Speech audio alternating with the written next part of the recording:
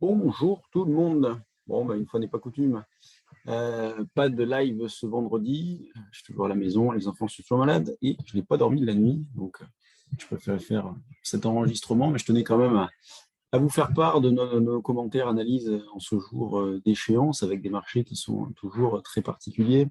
Un CAC qui est en hausse encore ce matin, qui a même dépassé légèrement ses plus hauts d'hier, donc très grande fermeté, avec un net rebond déjà par rapport à hier soir. Donc, hier soir, c'était bel et bien une opportunité d'achat. En tout cas, nous l'avons joué, mais c'est vrai qu'on a tous envie, on craint tous à un moment donné un repli. Peut-être que justement, le fait que l'échéance passe par là, on va avoir un dégonflement après, donc notamment la semaine prochaine, pourquoi pas, on peut l'envisager, considérant que les pressions techniques restent toujours supérieures, très importantes, et donc avec l'expiration de pas mal de positions, on pourrait avoir un marché, si jamais il revient un petit peu en arrière, qui baisse un petit peu en ligne droite, alors sans envisager non plus un repli très important, hein, mais on pourrait avoir un petit dégonflement. Donc, pour aujourd'hui, eh bien, on achète sur des replis, hein, on continue, même si c'est vrai qu'on bon, il y a un petit peu de mal, hein, moi je l'avoue, hein, j'ai un petit peu de mal. Hier, je l'ai fait, mais je me suis fait un petit peu violence. Hein, je l'avais fait, alors là, ce que vous avez sous les yeux, c'est le contrat futur échéance décembre, puisqu'on est passé sur décembre. Donc, il y a 10 points d'écart entre le cash et le futur.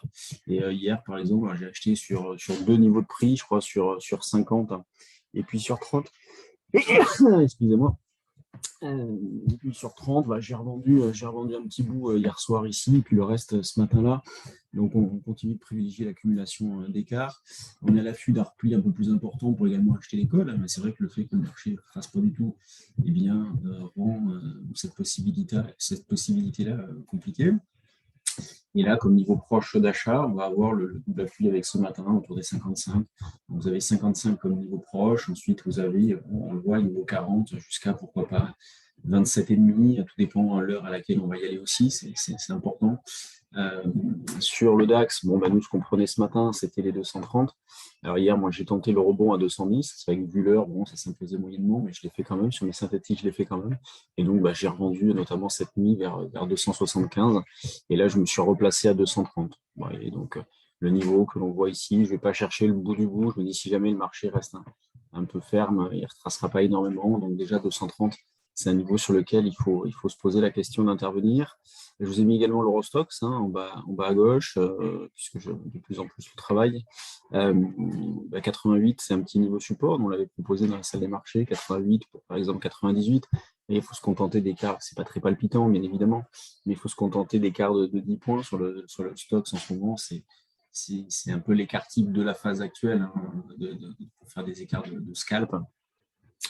Sur le CAC, c'est une quinzaine de points la plupart du temps. Et puis de temps en temps, on a par bonheur un repli un peu plus important comme on a eu hier soir.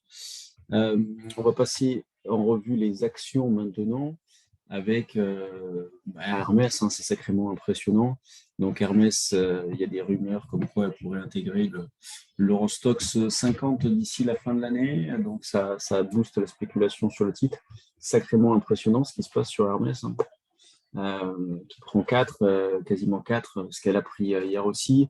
On a Worldline qui se comporte plutôt pas mal. Là, je lisais une analyse ce matin, un gros cabinet vise 77 sur le titre. Donc pourquoi pas. Bon, moi, je suis dessus. En Worldline, il y a des options notamment. J'ai mis en place quelque chose. Donc ça me constitue un petit billet de loto. Après, donc, dans le sillage d'Hermès, on a le BMH qui se comporte bien. Donc le luxe correct, Kering n'est pas loin derrière. Total, il y a eu des annonces de Total comme quoi il ne ferait pas d'acquisition dans les énergies renouvelables, les valorisations étant trop importantes. Bon, Total ne fait rien de toute façon depuis pas mal de temps. Le CAC, vous l'avez ici, vous voyez, plutôt dans le haut de la liste d'ailleurs, avec des grosses pondérations qui se comportent bien. Les bancaires, ne font pas grand-chose. Sanofi un peu en retrait, donc qui a pas mal baissé hier. Elle a perdu combien Sanofi hier 2,5. Là, elle revient sur une sorte de double appui, pullback moyen mobile. Après, oui, graphiquement, c'est une zone de rebond en intraday. Oui, c'est pas à conserver pendant longtemps non plus, mais en pur intraday. Oui, chérie, attends, laisse-moi 5 minutes. Vous voyez, je vois de travailler à la maison. Non, mais tout à l'heure, Sacha, tout à l'heure.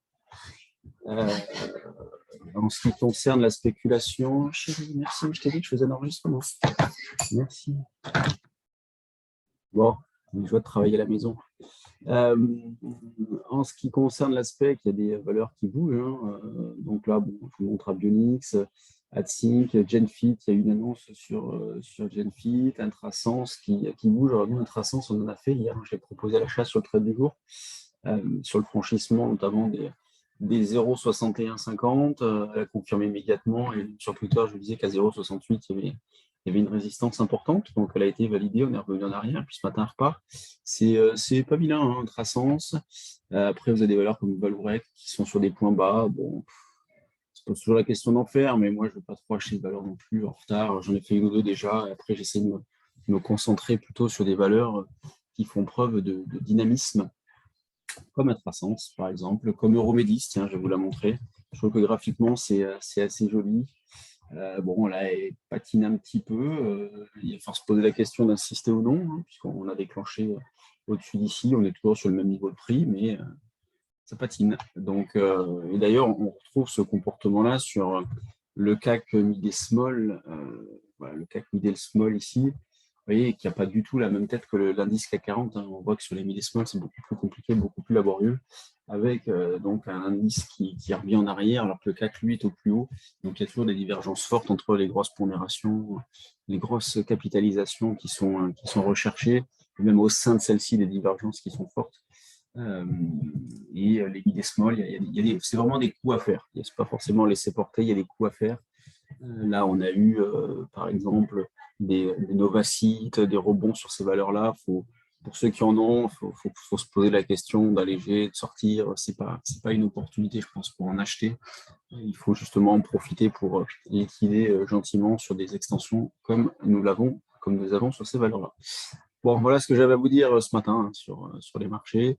La semaine prochaine, je vais voir comment je m'organise parce qu'on est en formation donc, toute la semaine à Bordeaux, Futur et Options. Si ça ressent de l'intérêt d'ailleurs, vous pouvez encore vous inscrire. J'espère que ça ira mieux en ce qui me concerne d'ici là. Je vous souhaite une bonne séance et puis on se retrouve donc la semaine prochaine. Salut à tous. Et désolé encore, pas de direct.